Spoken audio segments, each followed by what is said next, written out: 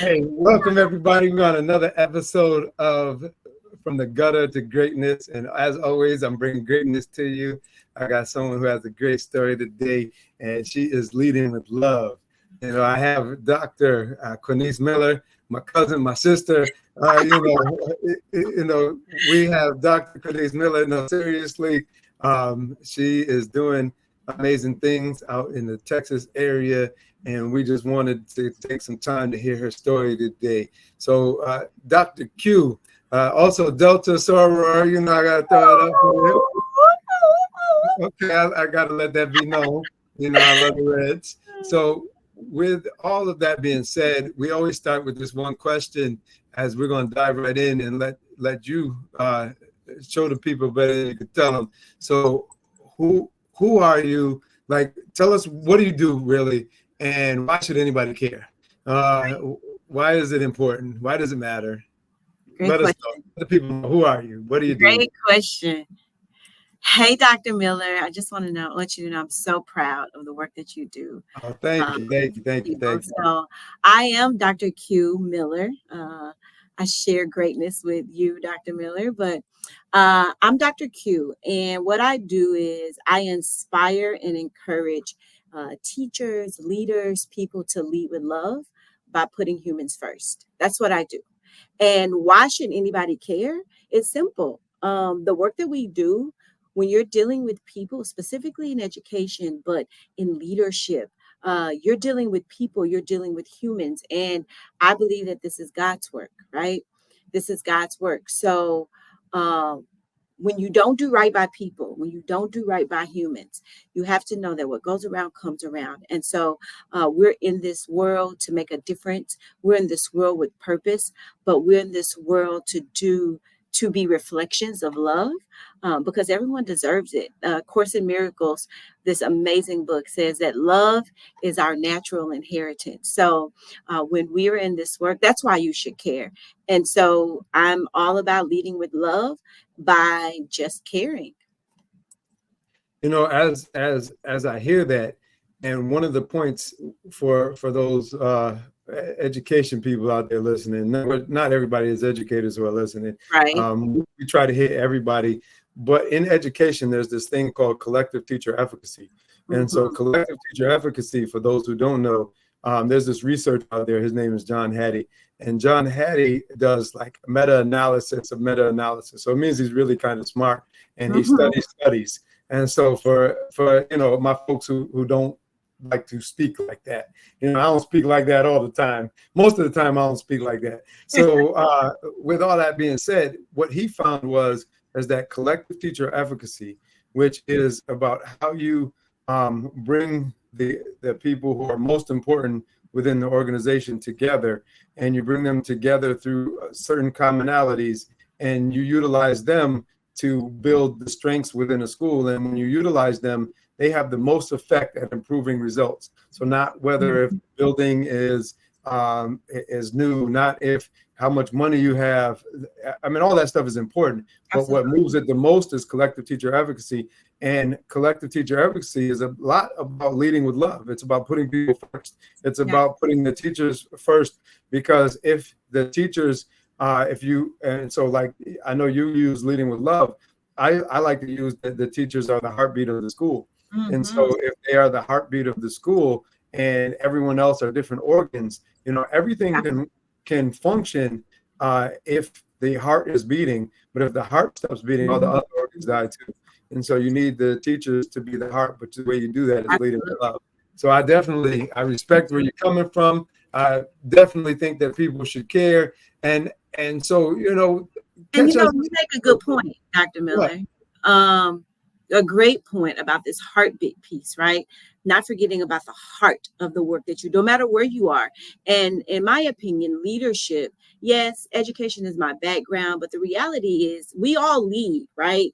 No matter what field you're in, no matter what role you're in, whether you are a superintendent, a secondary principal, a second grade teacher, or a stay-at-home mom, or CEO of a company, right? we all have this space where we are up front leading. And so in those spaces, we're responsible and accountable for humans, right? And so we've got to take that seriously. And how do you lead with love? I think it's important for people to know that love is not, a passive word. Like, it's not just a noun, it's a verb, right?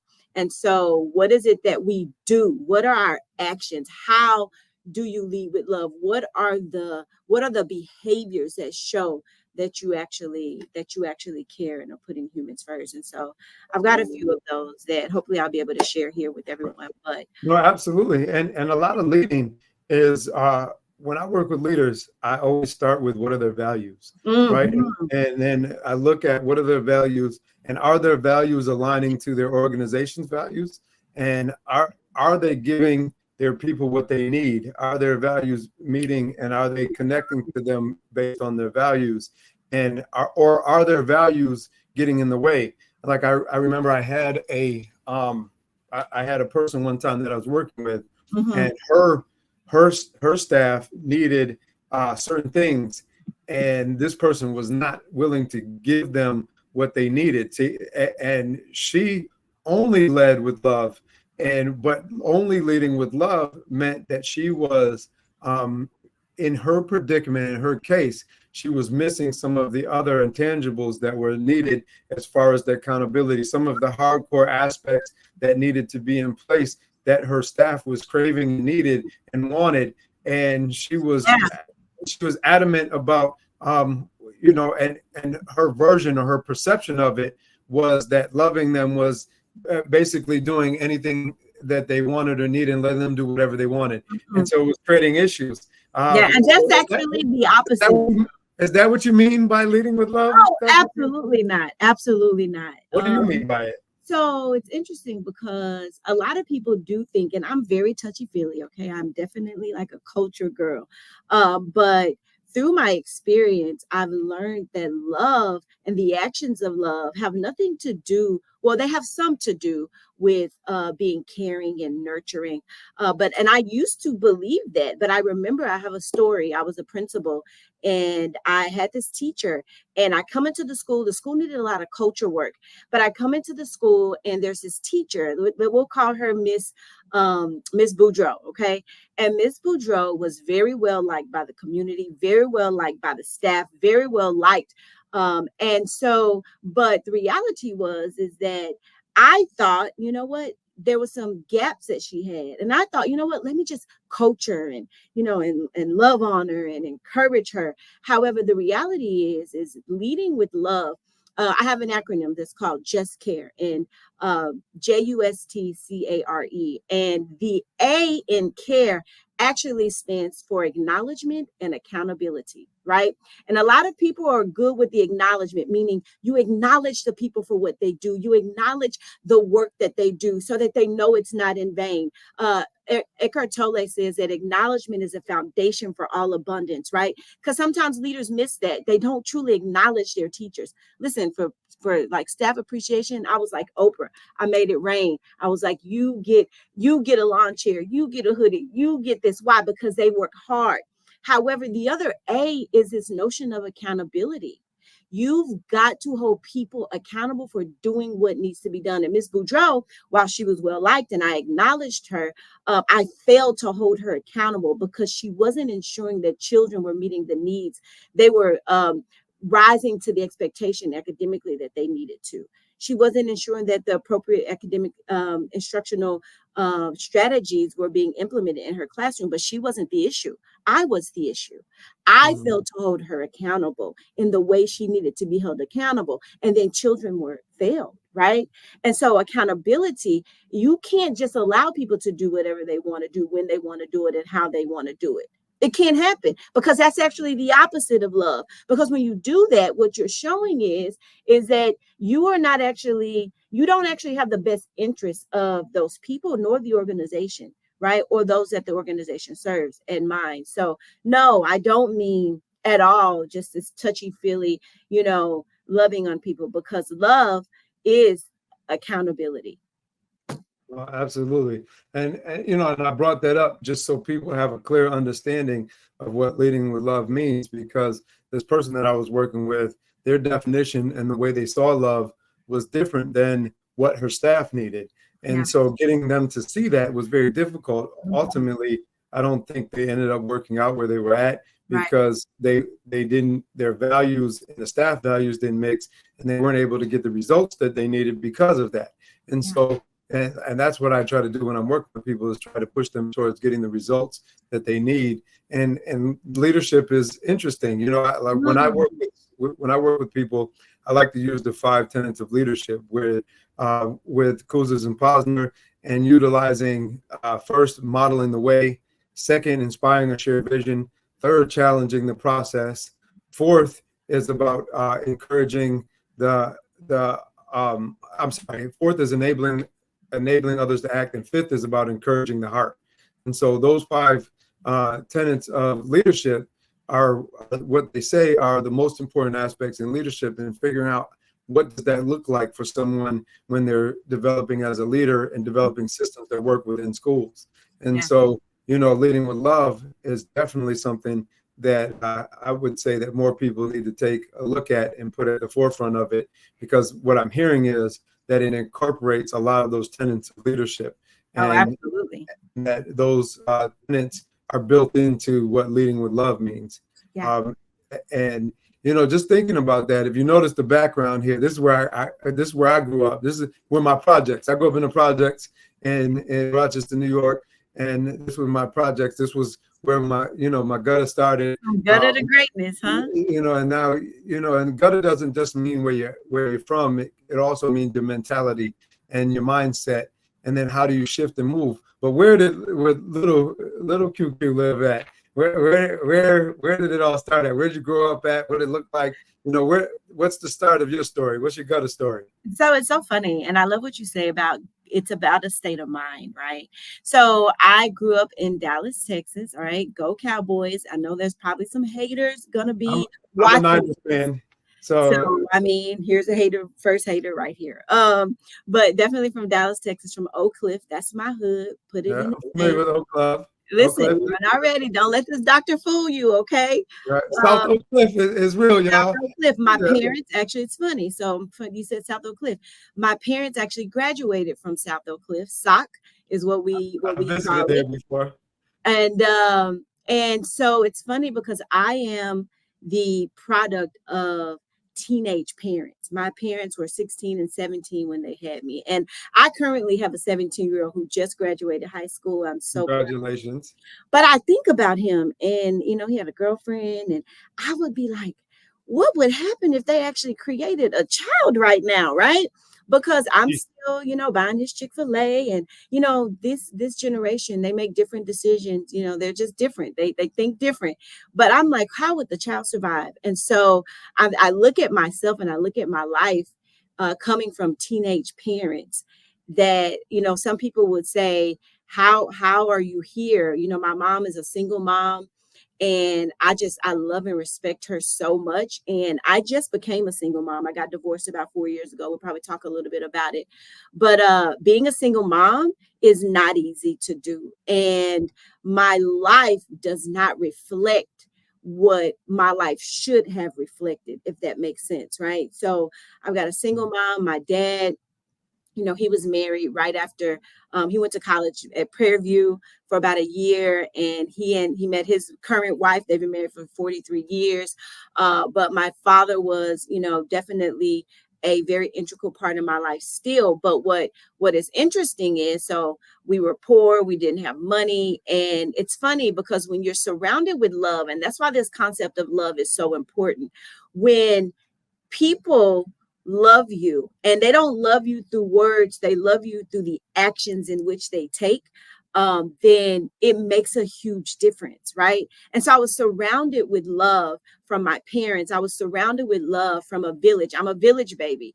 African proverb, it takes a village to raise a child. So my parents were young, and I was raised by a village of people who just showed me love. And so my life has been one that is a great blessing, and it's because of love. And that is why this notion and concept of love is so important, because I was taught, you know, how and what love actually looks like in action, right?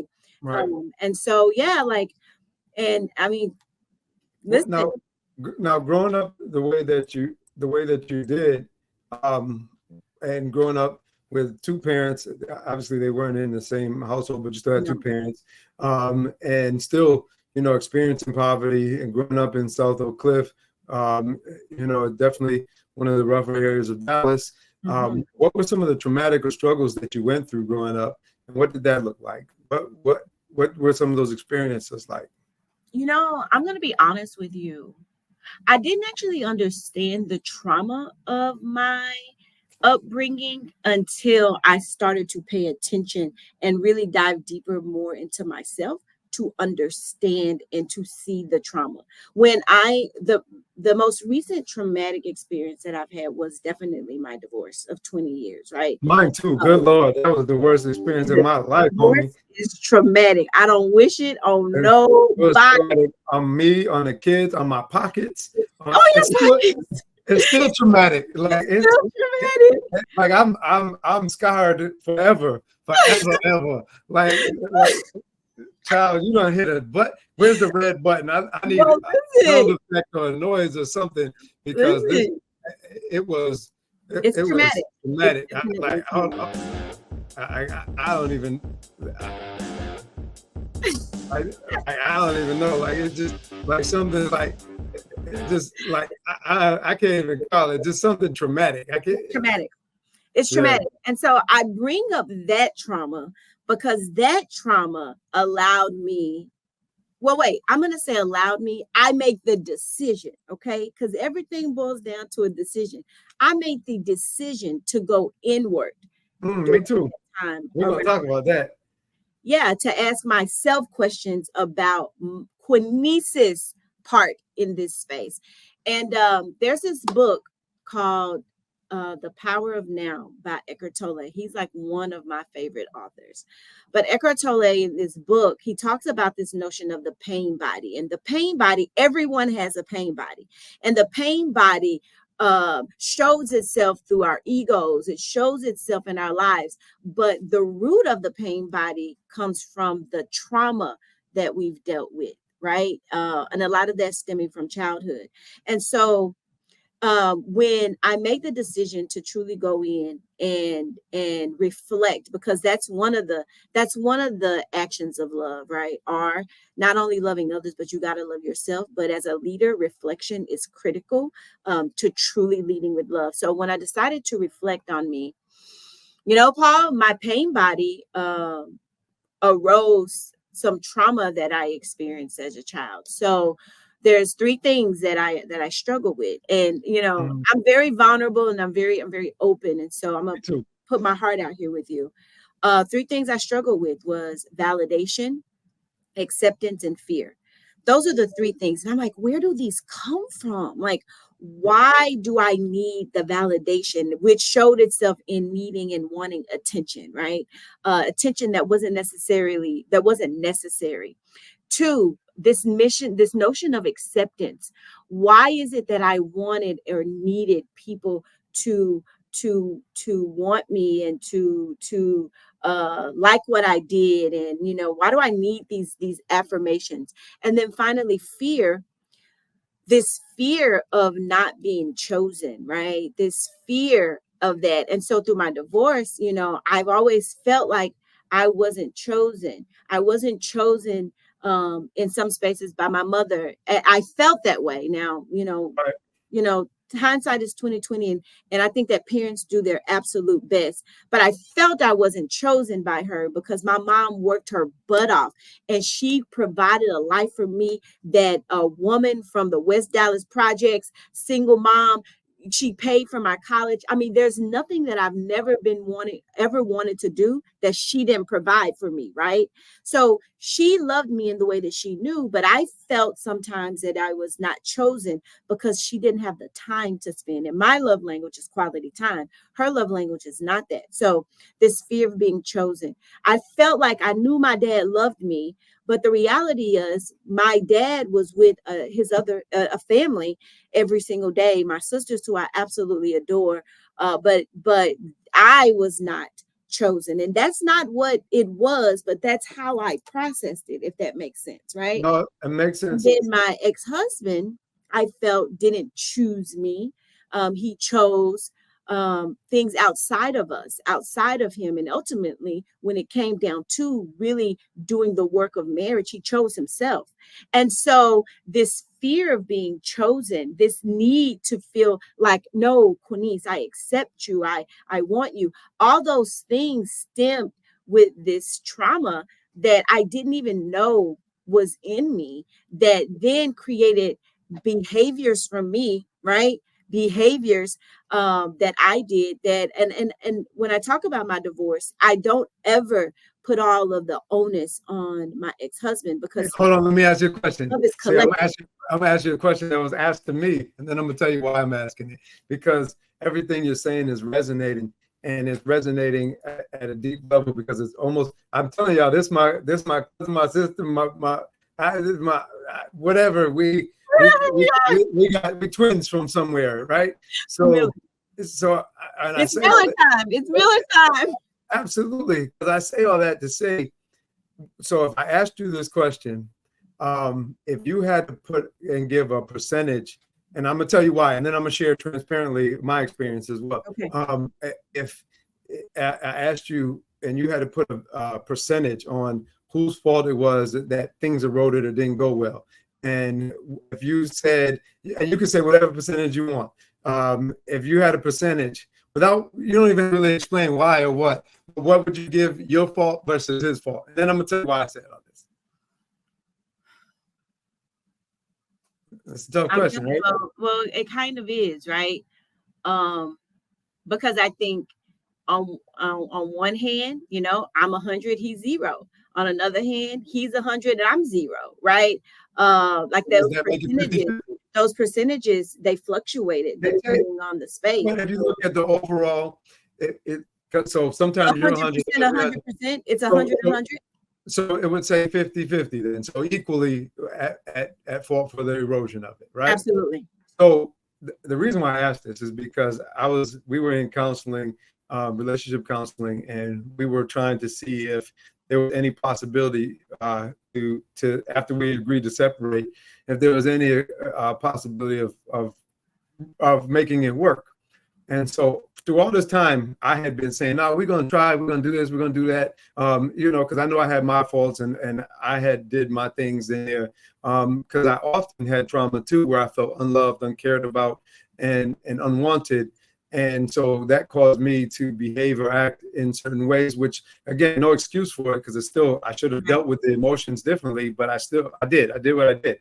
Absolutely. And so the counselor asked us this question, and I said, I looked and I thought about it. I was trying to be reflective and responsible. And I said, you know what, maybe, I said 50-50, maybe 60-40 me, her, but, definitely there was a lot of her and a lot of things that, she won't take accountability for. And she looked at the counselor and the therapist and said, 95-5. 95-5. And I said, I said, stop, please. Like you. So I looked and I laughed and I was like, like I rolled my eyes and was like, yeah, you bugging. And then she looked and then she was dead serious. This is the problem. She was dead serious. And then she looked at the counselor and said, you know what? Okay, maybe 90-10. And I said, and that's when I said, you know what? I said, I can't do this anymore. I said, I can't do this anymore. I will not do this anymore.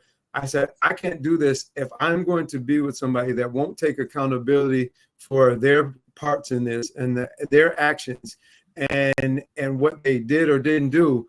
And we're never going to get anywhere because I'm always going to be chasing my tail. And no matter what I do, it's never going to be enough. And so I can't do this anymore. And I needed to. Paul, it's funny you say that, because one of the things that I had to accept, all right, and acceptance, therein lies the peace of God, is that everyone is not chosen to lead. Everyone doesn't understand leadership, right? Because if you are a true leader, then accountability, self-accountability is like at the top of the list of those who lead and understand that, right? And so I don't know about you, but I 100% understand leadership, and I 100% know that I've got to be able to be in relationship with someone that has an understanding of that, and also understands. Ready for this? You ready for this one? Yeah. Get ready. I'm If you're ready. not sitting down, sit down. All right, I'm sitting down. I'm saying this to the audience. Okay. Relationship, marriage, right? The reality is it's not about the other person at all. The work that has to be done, and this is in relationship, no matter in what context, right? The work that has to be done is work within yourself. What a marriage does, also, I believe this is true for like a PhD program and things that really challenge you. What it does is it exposes who you really are and gives you the opportunity to make a decision to be a better you. Period. Right. Period. With all that, I completely agree. And where I had to start taking more accountability for, and when we talk about the divorce pushed me, it was traumatic, and it was a very difficult experience. Yeah. But what it pushed me to do was, I needed to work on myself. I needed to unpack why I felt the way I did. Why was I not dealing with those emotions or feelings? Because I was taught not to. And then I also had all these things that I went through that I didn't understand and that I just kind of put away and never dealt with. And so I had to deal with them differently. And so over the last 5 years, I've been working on me, trying to improve, and I'm still a work in progress, still trying to heal, still trying to work towards change. Yeah. And at the same time, it really forced me. So because now I was at age and also a traumatic enough experience where it forced me to say, I got to do something about this. I got to work on me. You know what you have to do? Leading with, going back to this notion of love. I'm sorry to interrupt. No, please. No, go ahead. Please. You have to lead yourself with love. Like, you have to love you. Right. And I didn't recognize that. The reality is like, I didn't know the state in which I was in because I didn't actually love myself the way I should have loved me. And when you don't love you and you don't lead your own self with love, it's very difficult, almost damn near impossible for you to then receive love, right? Receive it and give it. Completely agree. That was part of my issues too. Like, I'm not loving myself enough. And it's difficult because I still, as I feel like I've always loved myself, but I don't feel like I love myself the way that I needed to, if that makes sense. And I always felt like, even to this day, like there's still more room for improvement on that. Like, I still need to love and care about myself. And I still have items that I'm working on healing from that, it has its ups and downs and plateaus. But where I think I've become very open with is, how do I work on it? How do I deal with it? And actually, Quinice, is that from the gut of the greatness, that's why that book came about, is because I started writing about this. And so it'll be out in a couple of weeks. And I say all that to also say that it's about this journey. So I talk about these experiences, and I try to give it from a man of color's perspective, and how often we're not able to talk about or be vulnerable with our emotions, and how we're not supposed to be by society standards, and then what that looks like. And that if I would have started working on these things and thinking about them sooner, that I may have been able to move into greatness and shift earlier or sooner, and not been in my way. And how do I help somebody else? And then there's a 21-day challenge attached to it. So the 21-day challenge is attached to it to help people grow towards moving into their greatness and deal with their stuff sooner than later. And so that's no, I can't wait to share. You know, I definitely get you a copy. But you know, it sounds like we've been through similar experiences. Now, why do you think? Why do you think? Have you unpacked and or what are you willing to share as? Why do you think you developed some of those feelings early on and in your younger age? Or like, what do you think? Where do you think that came from? And I know you shared a little bit that your mom loved you differently than what you needed. But where do you think all that came from? You know, what was missing? That's a really good question, Paul. The only thing I could say was missing, right? And this is important as a parent, is that, I mean, all parents do what they know to do. Every parent in the entire world does the best that they know to do, right? But I think what was missing, because my parents, they had me in church. My parents, again, made sacrifices. Because think about it, they're like 16, 17, and it's just, there was a lot happening with them. They made a lot of sacrifices. My mom just got her college degree about a year ago with her bachelor's because she wasn't able to go to college, right? They've made sacrifices. However, if I had to say what I think was missing was this education, right? Of understanding how to love myself, right? And this education around understanding the power of my mind, the power that I have within me, and how to leverage that power to be able to rise to greatness, right? I think that being very intentional and targeted with that, with our children, is important, whether you're a parent, a teacher, in education. Like, we've got to be intentional about truly empowering children with understanding the power that's within inside of them and how to love themselves. I just finished some work in actually in Connecticut, in Hartford, Connecticut. I was up there for about a few weeks doing some work with some 4th and 5th grade girls, fly girls, first loving yourselves, right? And I applaud the leaders of that camp, of that school. It's a Burns Latino Academy. Oh, me encanta las chicas allí, y yo quiero darles besitos, y yo quiero decirles, por favor, no te olvides, da amor a sí mismo. Anyway, I like it. I like it. Certain languages a little bit. I'm not that complex, but I understood everything you said. So good. We did some work on first loving yourselves, and the intentionality of that is important for children, because they're dealing with so many things right now, and they have these emotions and these feelings that they don't know what to do with. They don't know how to process, right? And there's this, like, it's like trauma on top of trauma on top of trauma, all these layers that if we're not intentional about supporting them, not through just what we teach and what we say, but how we live our own lives, how we model. One of the actions of leading with love in the acronym JUST CARE is to be an excellent example. The E in CARE, excellent example, right? So how are we modeling for children? How are we as leaders modeling for our staffs? How are we modeling how to process, how to reflect, how to face your pain head on and to feel it, but then also to grow from it, right? What are we doing? What are we doing, right?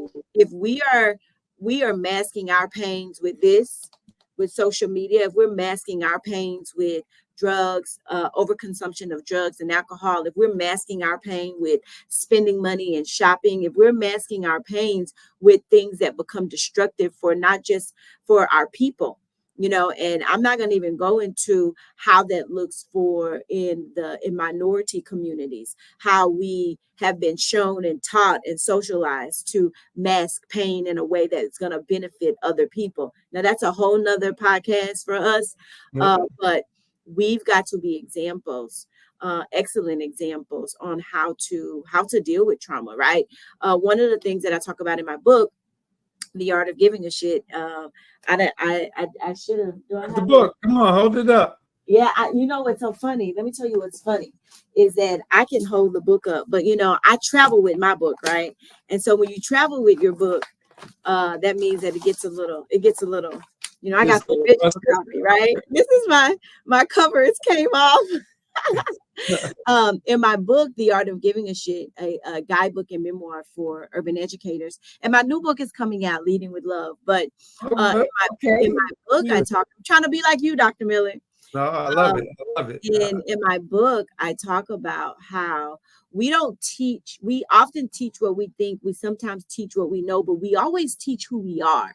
And so for us to be effective leaders, for us to be effective teachers, for us to be effective parents, for us to be effective fill in the blank, the main ingredient of that is for us to do the work for us to actually be effective, for us to show up in that way, because we teach who we are. You can tell anybody anything, but people are always going to be looking at the fruits of your life. So you want to teach something, you got to be it. No, definitely. And as we talk about trauma, I want to talk about a quick trending topic for today that, I saw this. And if people remember, about 12 years ago, there was a mass school shooting in Sandy Hook, I believe Sandy Hook, New York. It was an elementary school. A lot of kids died that day. And they actually had some young people that survived, and they survived that trauma, the traumatic experience 12 years later, and are graduating high school currently. And so that's a beautiful thing. But they all discussed how traumatic their lives still are, and how much counseling they still receive, and how difficult life is for them, because it's never been the same since they experienced that. Some of them said that they're afraid when they have kids to even let their kids go to school. And they're not even thinking about kids yet, but they are thinking about when they have them, that they're not going to allow their kids to come to school. And creating safe school environments and having that be a huge. I know you guys have had some school shootings in Texas, and so it's not limited to anywhere nowadays. But as a school leader, what's your take on this topic? Now I'm going to try not to cry. Okay. No, it's emotional and it's traumatic, because these babies that we protect, their innocence was taken away from them by somebody who decided to make a bad decision. Yeah, it's my heart goes out to those families and all the families and all the people that have had to deal with this unnecessary trauma.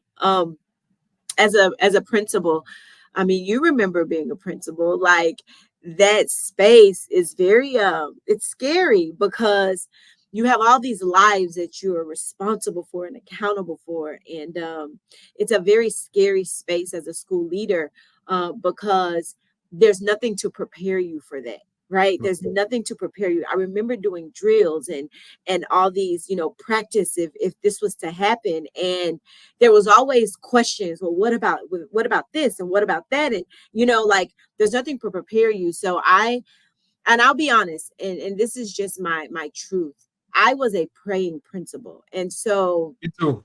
Every day. I covered my school, and I covered my community, and I covered my teachers, and I covered my families in prayer.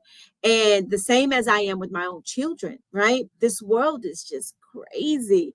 And I think about my own children. I think about the children that I've served, and there's certain things we just don't have control over, that we just can't be in every place at every time. And so one of the actions around leading with love, one of them has to do with surrendering success, right? Surrendering and understanding that we have to sometimes do the best that we can do the best that we know to do, but we also need to surrender to a higher power to depend on, to protect our babies. And I'll say this one more thing about Sandy Hook and all of the many shootings that have happened in schools. It all came from a child, right?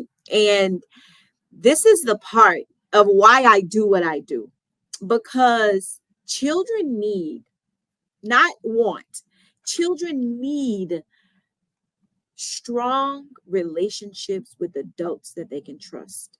And being a teacher, I know that as educators, sometimes we want to put the onus on parents. And I am not at all ever going to take away the responsibility that parents have. However, we can't control parents. And if you ask me, some people need to go before a board before they are able to have children. But we can't control any of that. Right. But what True. we can control is what we do in those classrooms with children, and who the people that were responsible for those shootings, the children that were responsible for those shootings. Where was the teacher? Who was that person for them that loved them no matter what, that listened to them no matter what, that encouraged them and inspired them and affirmed them and motivated them and just gave a shit? Who were they? Where were they? And I'm not saying and that this is the fault of teachers or parents or anyone. What I'm saying is that it makes a difference when you truly prioritize love in Absolutely. classrooms, love in schools, when you truly prioritize that relationship piece and care about how children feel, care about what they're going through. A lot of these things can be for sure fixed with just love. And so that No, is why I'm an evangelist of what leading with love, teaching with love, moving absolutely. with love. And, when I think about another thing that it seems, again, so many things in common here is, so when I work with leaders to build schools that are successful, I do it off of 4 pillars. The first one is about building relationships. And so I build systems, and we work to build systems off of each pillar that will purposefully handle and uphold these pillars of building relationships. So building relationships, not just with uh, teachers and administration, but students and teachers, students and administration, parents, community, everybody building the relationships that's needed and putting things in purposely that almost force relationship building and putting that at the forefront for educating Black and brown kids. Secondly is about the teaching and learning and making sure that that's a pillar that's upheld, and that what that looks like, and building consistencies with that. Third Yeah. is how you use data to inform your instructional decisions. And then then fourth is how do you hold everybody accountable and hold Yeah. yourself accountable, parents, community, teachers, and what does accountability look like? So, and You then building. said the magic one. How do you hold yourself accountable first? Absolutely. And that's why I led with that, because as the leader, that's how you model the way, is by holding yourself accountable and making sure that others can hold you accountable as well. And so, that's what, again, it all starts with relationships. And part of relationships is making sure that love is at the forefront, and that it's true and genuine and caring and timeless, and that you're building that for our kids. Absolutely. As I think about all of this, was there anything, as you were making your transitions and your changes to work on yourself and to improve, was there anything that you needed to stop doing, that you needed to change in order to get to where you were going currently? And what was that like? And what was that? What did you have to stop doing? What was the change? What was the hardest thing to change? And what did Myself. Um, you know, I had to stop doing a few things, right? One, I had to stop being afraid, right? Stop leading with fear, right? I wanted to be a person that could lead without fear. And a lot of times you have people in roles and in spaces that are afraid to lead. They're afraid of losing their jobs. They're afraid right, of what people may say, not being liked, not being promoted. And they're afraid to truly lead and advocate in ways that they need to. And I remember when I had this big fancy director job in a school district, and they did cuts and they rifted me, and I didn't have a job anymore. And what's funny is, I had put my heart, my soul, my time. I had sacrificed my family, right? So when we talk about the 50% and some things that I could have done better, Right. I sacrificed my family. The most heart-wrenching thing that I've ever heard, my son after my divorce, and I ended up getting another job, which gave me more time as a professor. And I was trying to like be around and build this relationship with him. And he says to me, Mom, um, I appreciate you and I respect you for what you've done and the life you've created for us. He said, but it came with the sacrifice, and I was the sacrifice. Mm. Uh, Talk about a heart wrenching. However, he was right. I had to stop putting other things and other people and being afraid um, to lead first in my home and lead first my family and be there for my children. I had to stop doing that. So stop leading with fear. The next thing I had to stop doing is being controlling. Right. I go to meetings and everything, Paul. Like, my name is Quinice Miller and I'm a control freak.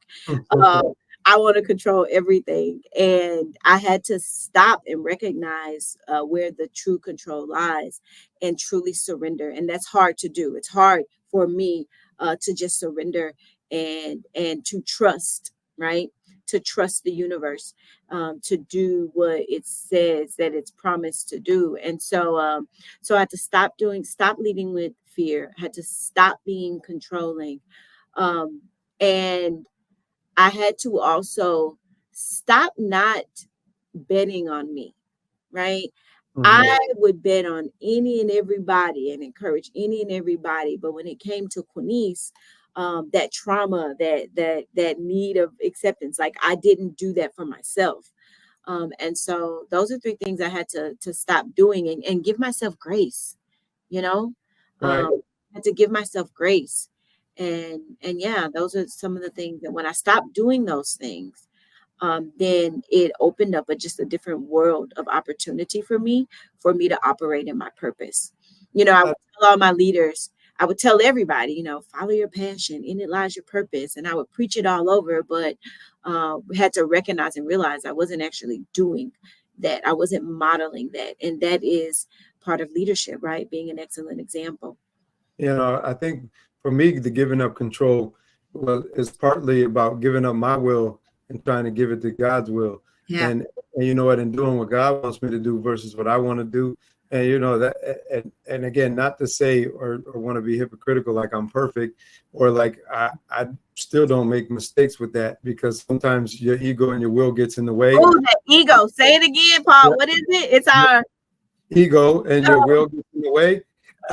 But trying to lead with what God wants us to do, I found that following His footsteps or following His path and doing what He wants also goes back to, when even talking about Sandy Hook, goes back to the conversation of, that's how you keep this protection around you and the school and your kids and your family, is by if you're doing what He wants, there's certain things that aren't going to be allowed to happen absolutely. within that space, or how the people within that space, because you're doing exactly what God wants you to do. And so Absolutely. trying to keep that plan and keep that, that is always, That's good. it's always a balancing act, and there's always a Absolutely. challenge.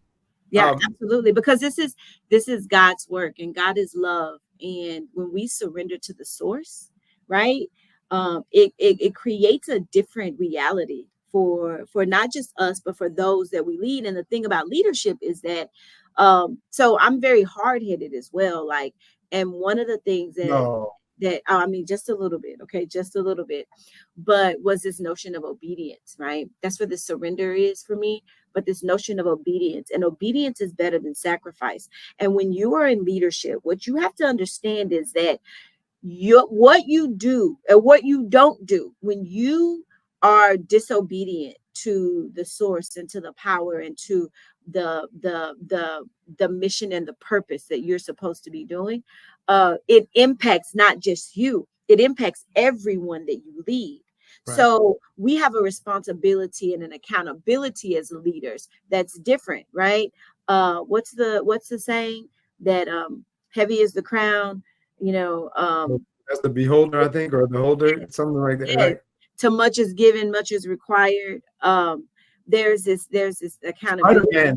Spider-Man, with much responsibility comes much power, right? Right. Spider-Man, with much responsibility comes much power. Yeah, Uh, that's it. There you uh, go. So we must do that as leaders, because our decisions impact so many people, and we've been given the honor and the privilege to lead, to serve. And so, yeah. what did you need to do to start healing? What did that process look like? So it's funny. There's something that I do every morning, and there's a lot of books on it, but I have morning meditation and morning devotional time, right? And and this started to happen before I got divorced, kind of that moment in that space where everything in life is just like garbage. You are like at the rock bottom. Like, Right. it was like I had a white flag and I was like, listen, I'm done. I Yeah. surrender. I'm done. I've tried it all, right? And I failed at every turn. So I was just like white flagging it. And I remember the moment I had to pull myself in, and I said, you know what?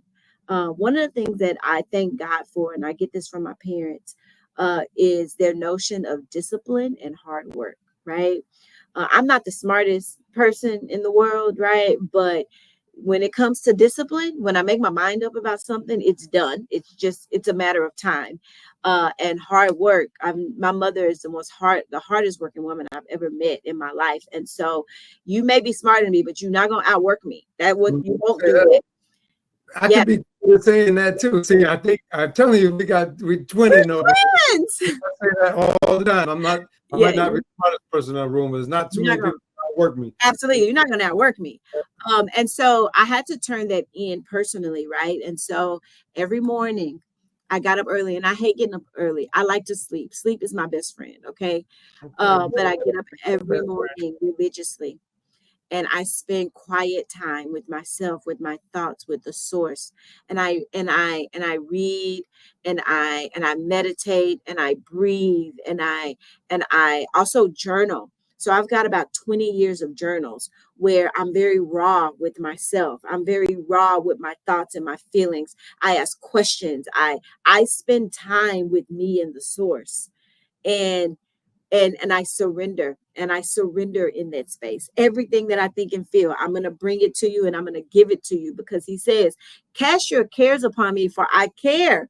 And so I take God literally at his word. If you say do this, and then I'm going to do this. If you say you're going to do this, and I'm expecting you to do this. And so not everybody has that type of passion, courage, or zeal to come to God like that, but I do.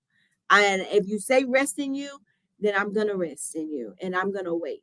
So what you say you're going to do. And see, and that's funny again, because part of my morning routine is in the shower. I do the same thing. I pray, I meditate, I try to listen to what God is telling me and what he wants me to do and where he wants me to go for the day and how do I move, and just really just try to take time to listen as I also have a conversation and try to increase the signal of, by getting closer to the Wi-Fi, getting closer to the signal. Absolutely. by praying every day and making that. So if you had to give somebody like 60 seconds or less, if you had to give somebody like 3 key takeaways that's going to help them move from their gutter to greatness, what would your 3 key takeaways be?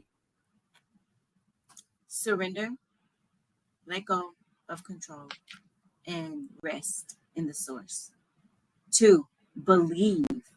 Know that there is nothing that is impossible. The only thing that stands between you and greatness is yourself, your own limit thinking, your own mind. So surrender, believe, and the last one would be obey. Obey. Obedience is better than sacrifice.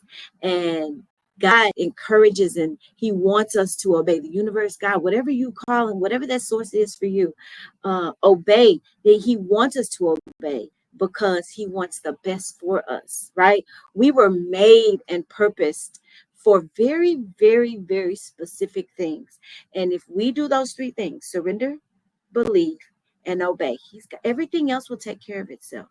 Everything else will take care of itself. So Definitely. Now, if you were going to share with the people what's next for you, I heard you say the new book is coming out. What time frame? What else you got going on? I seen the TED Talk. I know you're currently at a college in Houston, right?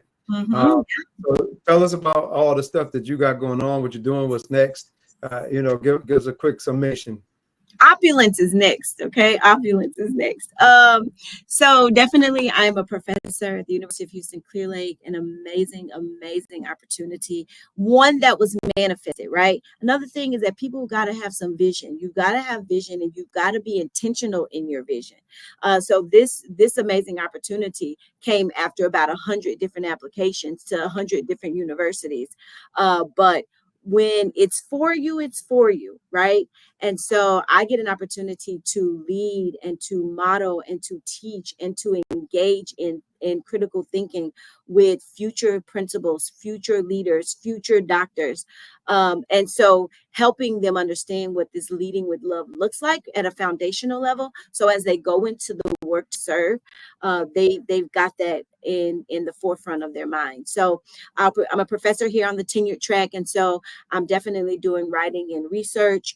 I have some research coming out that I'm working on now around looking at the impacts of leadership and how it's impacted people's self-efficacy, their performance, their career decisions, and their mental and emotional health. So that's definitely a space that I'm in.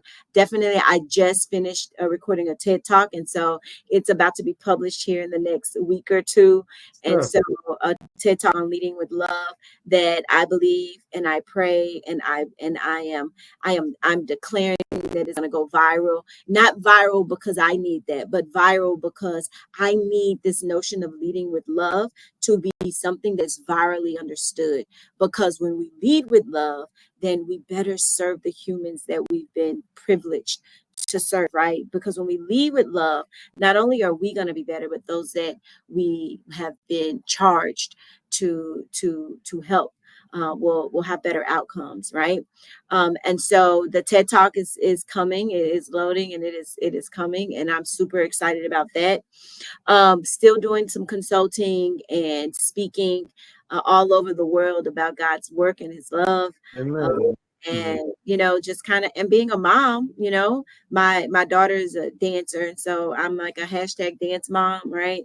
I'm not that great at it, but she keeps me on my toes and just supporting my son in his next journey in life, and just still loving me, and you Well, know we all expect love more you. love. And all the Gut of the Greatness audience is going to love you. I want to thank Dr. Quinice Miller, my sister, my cousin from another, for being with us today. Thank you. As we close out with our mindfulness minute, I think about something that Dr. Q said as far as being intentional and knowing when something is for you. And so there will be a lot of things that will come across your plate, and that you will want your will to be done. You will wonder why I'm not chosen for that. Why didn't I get selected? Why didn't I get that opportunity? Why am I always getting passed up for this? Why is this? Why is that? And you will question it. And what it's going to come down for is it was not meant for you. It was not what God wanted for you. And He did you a favor by you getting passed up for it. Either you weren't ready for it or it wasn't meant for you. And so when it is meant for you, you will get exactly what you need when you need it. But in order to do that, it will take listening to God. It's going to take following what He wants for you. And it's also going to take you doing the preparation and preparing yourself to be ready for it, so that when you get this opportunity, you don't mess it up by going with your will, and you stay and follow God's will. So continue to follow God's will, continue to be intentional, continue to lead with love. And until next time, I hope you all stay tuned in and be greater later, because it was another episode from the Gut of the Greatness, baby. So another one down in the books.